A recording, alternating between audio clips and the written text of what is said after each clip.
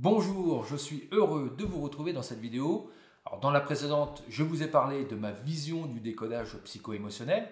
Dans celle-ci, je vais aborder la différence entre travailler sur la conséquence d'une problématique, donc le symptôme lorsque nous sommes malades, et travailler sur la cause ou les origines de celle-ci.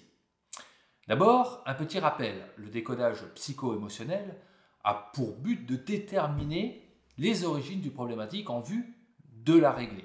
Ce travail se concentre donc sur la cause.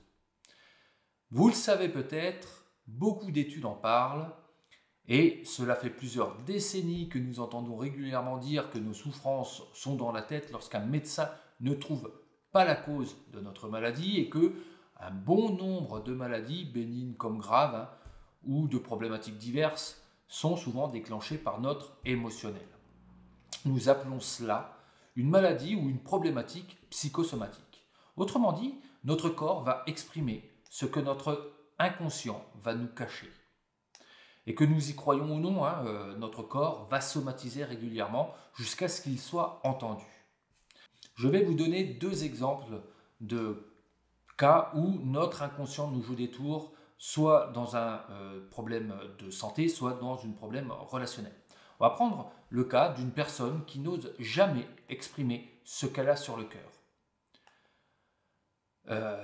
Et donc du coup, ça peut se retrouver avec une fragilité à la gorge. Lorsqu'on ne peut pas exprimer ce qu'on a sur le cœur, donc la zone qui va exprimer, qui nous sert à exprimer, c'est la zone ORL, donc la bouche, la gorge.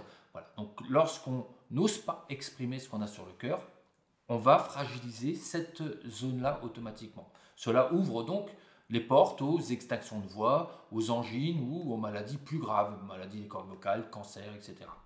Cette personne risque d'être régulièrement malade lorsqu'elle est fatiguée ou lorsqu'elle prend froid, alors qu'une autre, dans son entourage, aura rarement ce problème.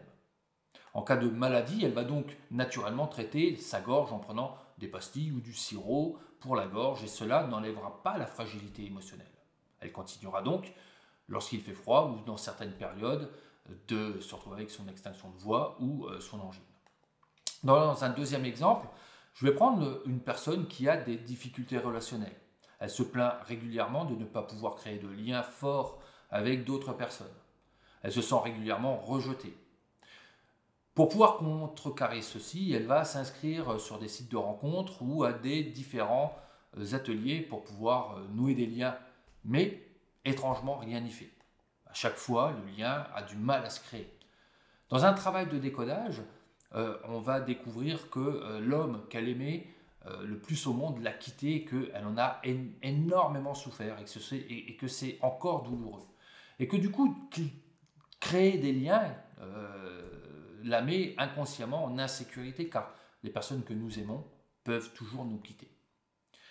Dans ces deux cas, travailler les conséquences ou les symptômes, la solitude dans l'exemple 2 et les symptômes dans le premier exemple, n'apportent que des solutions temporaires alors qu'un travail sur les origines permettrait de déprogrammer la mémoire émotionnelle et de modifier habitudes et perceptions afin de voir les choses autrement. La personne du premier exemple serait alors soulagée durablement en osant s'exprimer, alors que la deuxième pourrait comprendre pourquoi elle a peur de perdre les personnes qu'elle aime pour changer son positionnement. Que se passe-t-il? Que se passe-t-il lorsque nous vivons des choses difficiles? Comment notre inconscient tente-t-il de nous préserver? Il faut savoir que nous sommes programmés pour vivre à tout prix. Notre inconscient peut alors enfouir nos émotions pour ne pas être perturbé.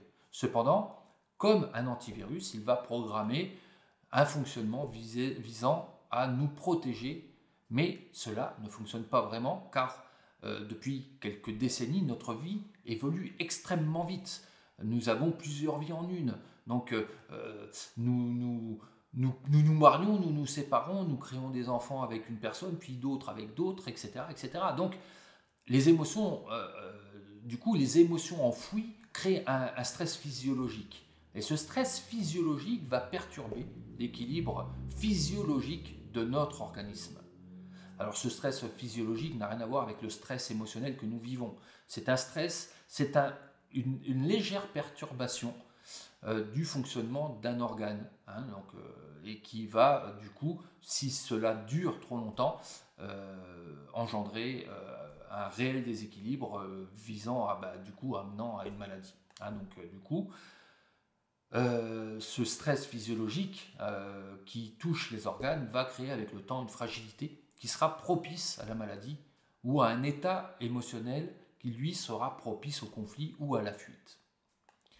Donc, le fait de travailler les origines plutôt que les conséquences va permettre de réduire ou même des fois faire complètement disparaître ce stress physiologique vécu par le corps à notre insu.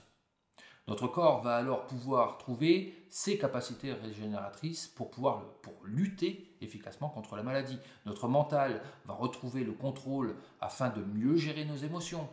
La confiance va pouvoir s'installer plus facilement. Et dans certains cas, lorsque les origines sont énergétiques ou spirituelles, nous pouvons même parler de guérison totale.